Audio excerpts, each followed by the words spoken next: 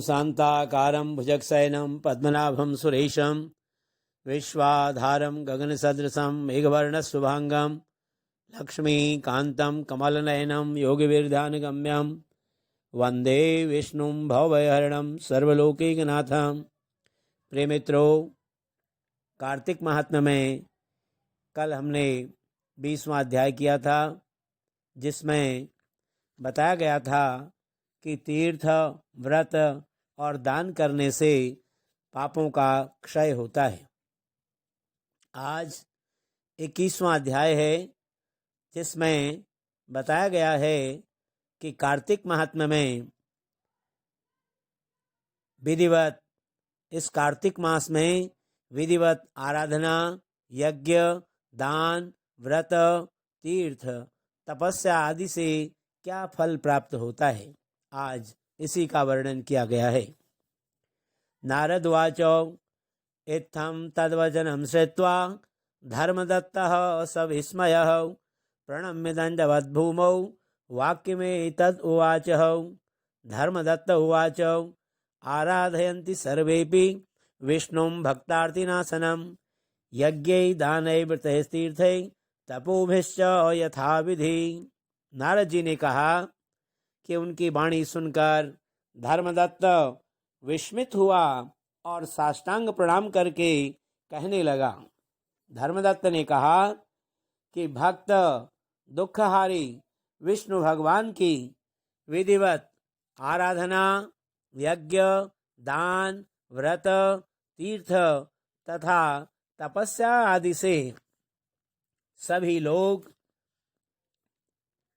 करते हैं। उस विष्णु भगवान को प्रसन्न और सौभाग्य देने वाले कौन से वो व्रत हैं और किस कारण से उसका फल हमें प्राप्त होता है। तो गणों ने कहा कि हे द्विजवर, तुमने यह अच्छा प्रश्न किया। मैं इतिहास सहित प्राचीन वृत्तांत नाम से आपको बताता हूं, उसे आप सावधानी से सुनो। पूर्व काल में कांचीपुरी में चोल नामक चक्रवर्ती राजा हुआ। उसी के नाम से उस देश का नाम चोल प्रसिद्ध हुआ। उसके राज्यकाल में सांसारिक कोई प्राणी दरिद्री, दुखी, पापी तथा रोगी नहीं था। यह उसके अधिक यज्ञ करने का प्रभाव था। ताम्रपर्णी नदी के दोनों तटों पर स्वर्ण के यज्ञस्तंभ कुबेर के चैत्ररथ नामक उद्यान के समान सुशोभित थे। हे द्विज, एक समय वह राजा विष्णु भगवान के पास गया, जो शेष शैया पर योग निद्रा में सो रहे थे। वहां पर राजा ने मणि, मोती तथा सुवर्ण के हिरण्य फल फूलों से विधिपूर्वक श्री विष्णु भगवान की पूजा की। वह साष्टांग प्रणाम कर बैठ गया और उसी समय उसने विष्णु के निकट एक ब्राह्मण को आते हुए देखा। वह भगवान की पूजा के निमित्त हाथ में तुलसी दल और जल लिए हुए था। वह इसी कांचीपुरी का रहने वाला विष्णुदास नामक ब्राह्मण था। विष्णुदास नामक ब्राह्मण ने वहां आकर विष्णु भगवान को विष्णु सूक्त मंत्रों से स्नान कराकर तुलसी की मंजरी तथा दलों से उनका विधि पूर्वक पूजन किया। तुलसी की पूजा से अपने रत्नमय पूजा को ढकी देखकर राजा क्रोधित हो ब्राह्मण से यह वाक्य बोला। चोल ने कहा कि हे विष्णुदास, मैंने मणियों और सुवर्ण के फूलों से भगवान की आराधना की थी, उसे तुमने तुलसी के दलों से क्यों ढक दिया? तुम बेचारे विष्णु भक्ति क्या जानो, क्योंकि तुमने अति विचित्र श्रृंगार को आच्छादित कर दिया है। उनका यह वचन सुनकर ब्राह्मण भी क्रोधित हो और राजा के गौरव को तुच्छ समझकर कहने लगा।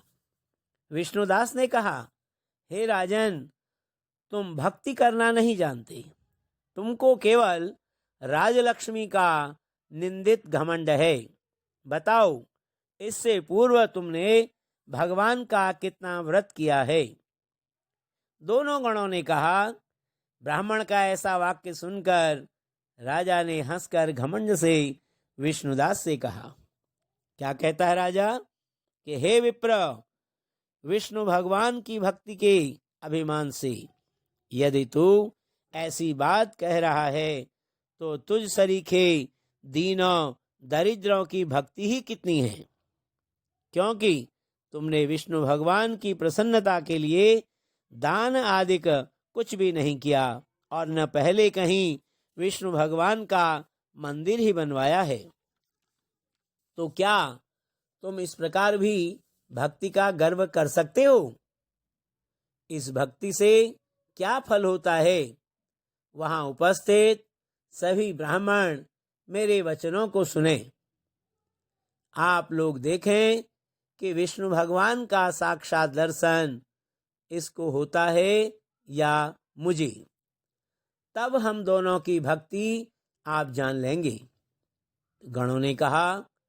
ऐसा कहकर वह राजा अपने महल में गया और अपने पुरोहित मुद्गल को आचार्य बनाकर विष्णु यज्ञ प्रारंभ किया, जिस यज्ञ में अनेकों ऋषि बुलाए गए, बहुत अनाज, बहुत सी दक्षिणा दी गई।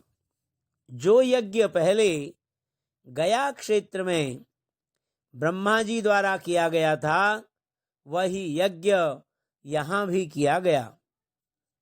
विष्णुदास भी उसी पूर्व मंदिर में व्रत करता हुआ विष्णु भगवान की प्रसन्नता के लिए यथोक्त नियमों को करता हुआ रहने लगा। माघ तथा कार्तिक मास का व्रत, तुलसी के वन की रक्षा और एकादशी तिथि को विष्णु के द्वादशाक्षर मंत्र का जप किया। षोडश उपचार, गीत और नृत्य आदि मंगल कृत्यों से नित्य प्रति विष्णु भगवान की पूजा तथा उक्त व्रत आदि को किया। भूमि पर सोते, चलते तथा विष्णु भगवान ही को देखता हुआ, स्मरण करता हुआ सब प्राणियों में समदृष्टि से विष्णु भगवान ही को देखता था। विष्णु के प्रसन्नार्थ सर्वदा माघ तथा कार्तिक व्रत के विशेष नियमों का पालन और उद्यापन विधि उसने की। इस प्रकार व्रत में स्थित विष्णु ही में निष्ठा पूर्वक कर्म तथा इंद्रियों से तल्लीन होते हुए चौलेश्वर और विष्णुदास को आराधना करते बहुत दिन बीत गए। इति श्री कृष्ण सत्या संवादे भाषा टीका सहिते कार्तिक महात्म्ये 21तमो अध्यायः। बोलो श्री लक्ष्मी नारायण भगवान की जय। भजमन कस्तूरी तिलकं ललाटपटले वक्षस्थले कौस्तुभम् नासाग्रे वरमौक्तिकं करतले वेणुकरे कङ्कणम् सर्वांगे हरिचन्दनं सुललितं कण्ठे च मुक्तावलिम् गोपस्त्री परिवेष्टितो विजयते गोपालचूडामणि। मङ्गलं भगवान् विष्णु मङ्गलं गरुडध्वजौ मङ्गलं पुण्डरीकाक्षौ मङ्गलाय तनूहरि। बोलो श्री लक्ष्मी नारायण भगवान की जय।